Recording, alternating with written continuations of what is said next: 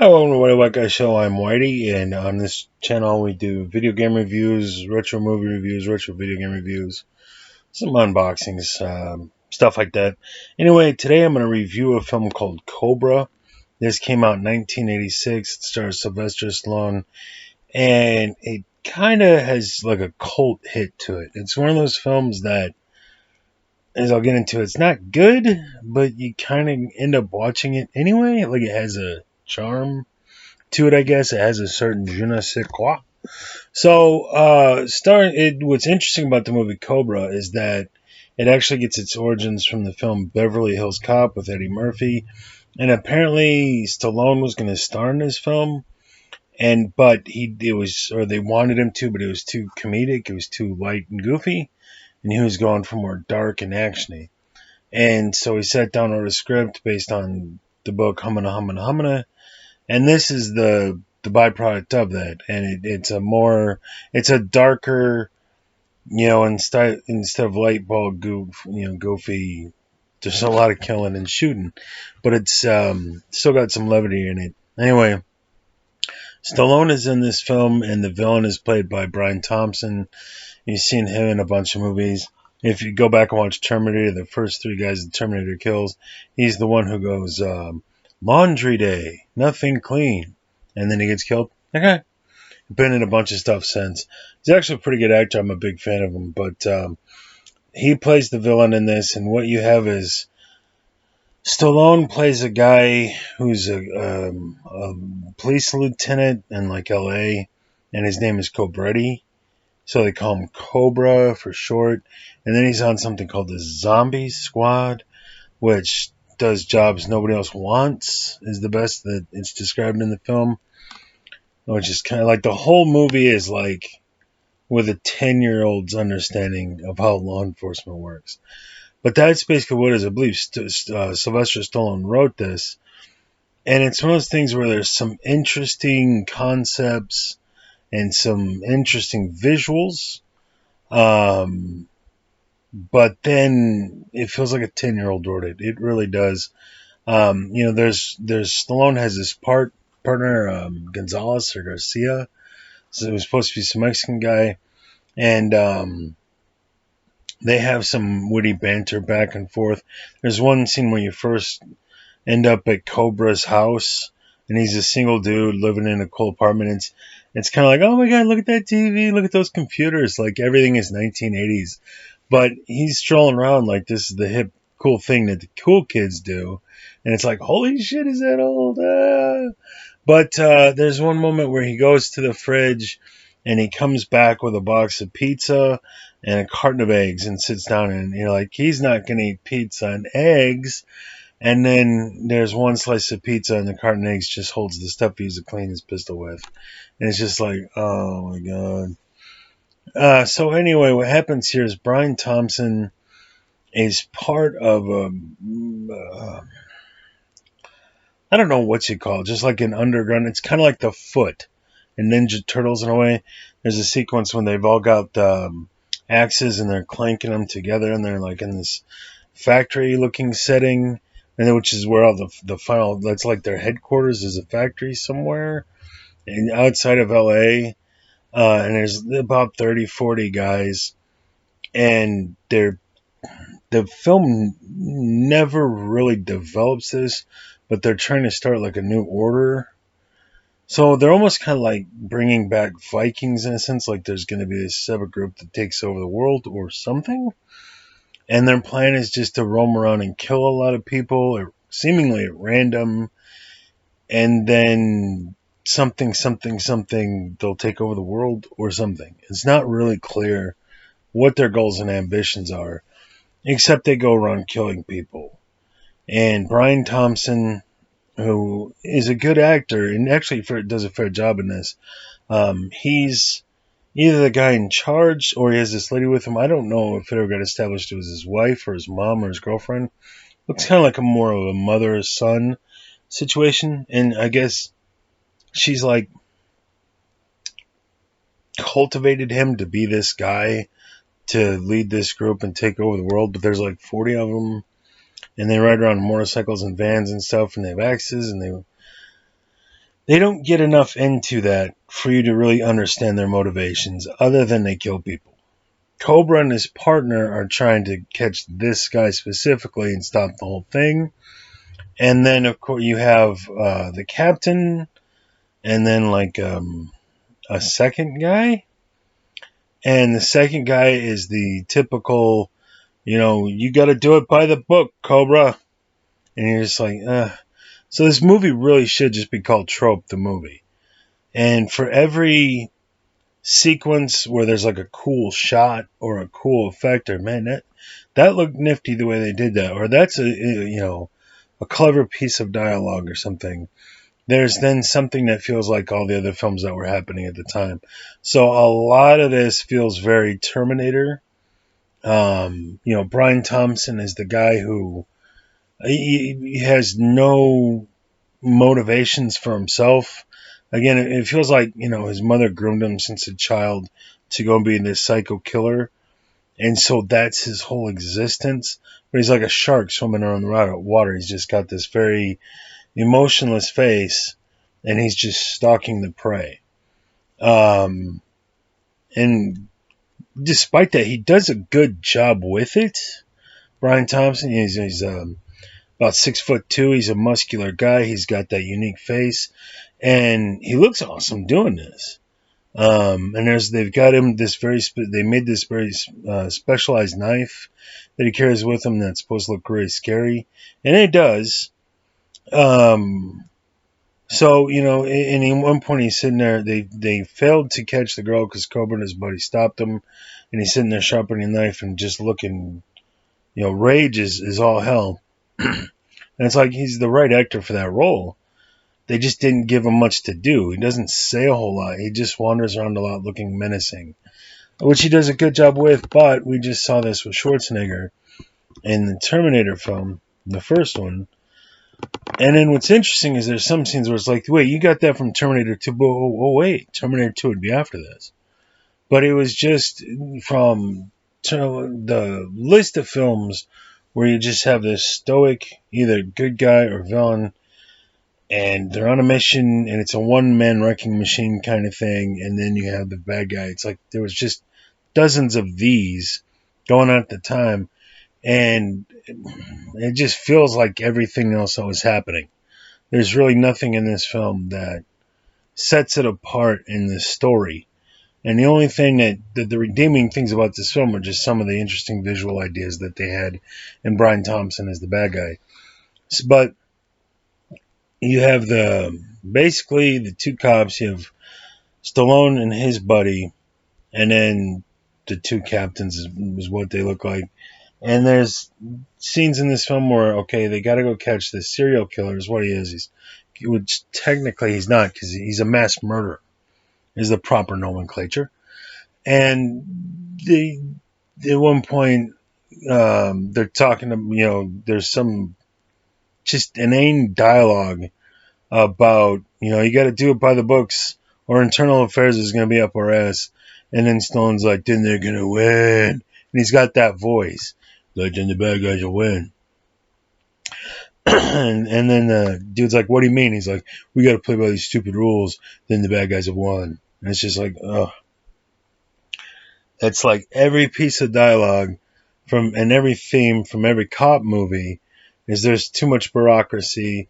There's some school principal looking dude who needs to play by the book, go by the numbers. And then Cobra, Stallone has got like blue jeans. He's got like a black t-shirt. He's muscled out, of course. And then he's got like a leather jacket. He's got the shades. And he's got the one pistol. And everything is like, every single shot, everything he does, like he throws his jacket over his shoulder and walks out of the room, is to make Stallone look cool, to make Stallone look badass. And instead he looks like an idiot. And the dialogue is written by an idiot, which was probably Stallone. And so there's one point where he comes and everything contradicts everything else. There's no logical consistency in the film. So at one point he's come back from work. He goes to park his car. There's some vatos locos sitting there being all vato-y. And so he gets impatient because they won't move so he can get his spot. So he bumps him and drives him and pushes him forward with his car, which is like if their car's in park, that's not going to work. And then they get out there like, hey, gringo, you can't do that. We're vato. And then he like gets in their face and he like rips off the front of the dude's white wife beater. And then the guy's just like, hey, gringo, you can't do that. And it's like, and then a few scenes later, he comes back and they got out of the way. They're like, hola, Ron. And he's like, you're good citizens or something. Like they formed a bond because he stood up to him. And it's just like, oh. And there's no retaliation from him whatsoever.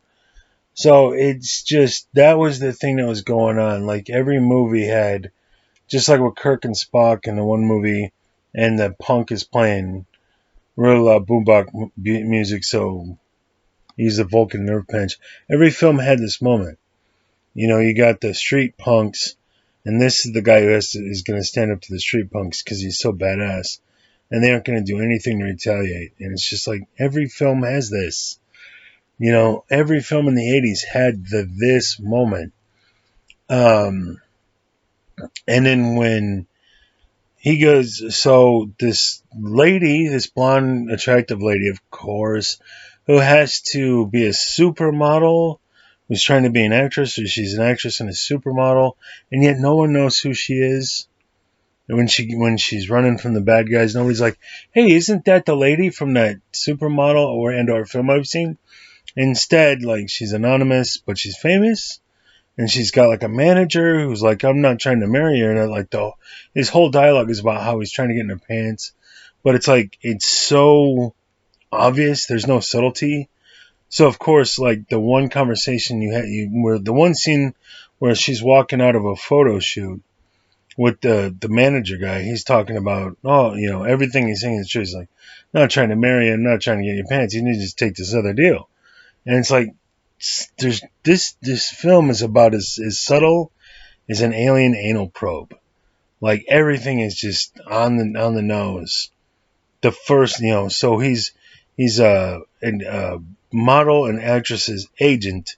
So of course the one piece of dialogue he has is trying to get into her knickers, and you know he's greedy and all this stuff. That's from Brian Thompson. So what happens is she's coming back from work one night, coming back from a photo shoot or something, as Brian Thompson and several of his goons are killing this lady at random in a car. And as they're dragging her body, she just happens to be driving past and sees this. The one lady who's Brian Thompson, who's called the Night Stalker. The Night Stalker's either wife, girlfriend, or mom. I don't know which. She says, get the license plate. Turns out she's a cop. And she works in the police force and dispatch or something. So they were able to track this girl down because they saw the license plate number. And then they come back to get her. So she goes to the cops. One point she's in the hospital because she ends up barely surviving an attack by basically hiding when Brian Thompson comes to kill her because she knows what he looks like. Then when she's in the hospital, Brian Thompson, the Night Stalker, he shows up again trying to kill her, and it was straight out of Terminator. It had a very Terminator feel. He's just walking around all stiff and stalking and menacing, and she's running on the corridors. And then the lady who's the cop, who's the Night Stalker's mom or something, sent the cops, you know, over to Cobra's house or something, and not the hospital, or back to the office and not the hospital at 3 a.m. And then the Cobra's partner calls up and is like, oh yeah, I'm at your office. What did you want? He's like, I didn't call you here. Get back to the hospital. So they go back to the hospital. Night Stalker's stalking the girl, trying to kill her. They get there just in the nick of time. Night Stalker escapes. And this just leads to a long sequence of, this looks like this scene from this film. So at the end of the film, they finally they try to go into hiding effectively and get her to a safe house, but the mom cop lady knows every move they make. And so this all ends up in a big shootout, and then Stallone goes up mano a mano with the Night Stalker. And there's one scene at the end of the film where the Night Stalker, he's just got a knife. Stallone's got a pistol with like a laser pointer, and then every gun Stallone has is not like a standard issue firearm. It's the coolest looking '80s thing there was. So again, every scene, every step he takes, they have to film it at the coolest angle, and he has to look the most badass. But it's the point where it just comes off as petty. So at one point, they're at this factory-looking place making sparks. And the Night Stalker's got the gnarly looking knife, and Stallone's got a pistol. And the Night Stalker's like, "You won't kill me. You're the good guys. You can't murder. Murder's illegal." And it's just like, in this circumstance, you're a mass murdering psycho who's taken out dozens and dozens of people, and you've tried to kill him multiple times. He could kill you. There's nothing legal would inhibit him from blowing your brains out and just saying, "Yeah, I took out the psycho. He was trying to kill me. He had that big gnarly knife and he was coming at me, so I shot him." And you'd fucking walk. But, Stallone, instead of saying that, he's like, yeah, maybe you should read the protocols, because I can't actually kill you right now, and nobody would hold it against me anywhere. Not even the stiff neck who looks like an assistant principal somewhere. He wouldn't give a shit. And which he said earlier in the film. Just don't kill the wrong guy. Which, again, another piece of dialogue is the dude's like, just don't kill the wrong guy. But it's not like you care. And it's like, it's so motivationless. It's just stereotype. This is the stereotype uptight by the numbers bureaucrat. Not, this has a motivation behind why he's saying this. So it's like, you've been working, it's the flaw that these films have, where it's almost like it's Cobretti's first day, and he just met that guy, and they've been working together for years. So this whole conversation would have come up already, and he would have been past this as relationships happen. And instead, you're having every conversation like it's the first time you've ever had another conversation. And then one scene, a third cop dude shows up, and again, he's like, "You got to play it by the book, Cobretti. You got an attitude problem." Stone's like, "Yeah, a little one." And it's like,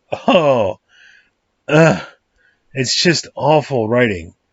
The acting's fair enough. It looks good. It's for 1986, good looking film. Stallone looks cool. The fight sequences look cool. Brian Thompson looks like a thorough and utter badass. But it's just, the scene is, it's written by a 10-year-old. It's written by somebody who doesn't understand any law enforcement works and doesn't understand any of stuff. But you can do that and just make it an actiony fun film. It doesn't work here. So Stallone, he ultimately kills the guy, but he kills the guy just like that Van Damme movie, and I don't know which one came first. He ends up with a big hook in his back, and he gets carried into the flame. So, of course, the good guy beats the bad guy, gets the girl. His partner is only wounded, so his partner is being loaded up into the ambulance, and then he punches out the uptight administrative guy, but then the captain, who's a fair enough guy, is like, you need to ride home. After he just watched the cop commit an assault against another cop, he's literally standing right there, and the captain's like, "Cobretti, you need to ride home?" And then Cobretti's like, "Yeah, could you fix my car?" And he's like, "Sorry, Cobretti, not in the budget." Not that he went and looked. Not that insurance would cover these things. It's just a dumb, here's what the cool thing that everybody was doing at the time. This shot in Terminator was cool, so we're going to put in a scene that looks like this. This shot in this movie was cool, so we're going to put in a scene that looks like that. Going to get the bad guy who kind of looks like all the bad guys at the time and put him in the movie. He's got to have a really scary knife. Cobra's got a pistol that has a cobra on the side of it, like an insignia or something. It's that. It's every trope that was happening in the early mid-'80s, late 80s, put into this film. Brian Thompson's cool. I like his character. I like him as an actor. There's a few different scenes and sequences and stuff that are interesting. But the one thing this film had going for it was Brian Thompson and his character, and they didn't do something with that character. He needed to be the lead. Basically, get rid of Stallone and put Brian Thompson in there, and this would have been a better film. Or give his character more to do, develop who the bad guys are more, so that you care a little bit more, and they have some motivation other than being scary looking. And so that's Cobra. It's a trope shit movie with a few redeeming parts, but every time you're kind of getting into it, something stupid happens, and you're just like, oh god, Stallone just said that piece of dialogue. What the fuck? So, yeah. Watch it or don't. Cobra came out in 1986. Stallone.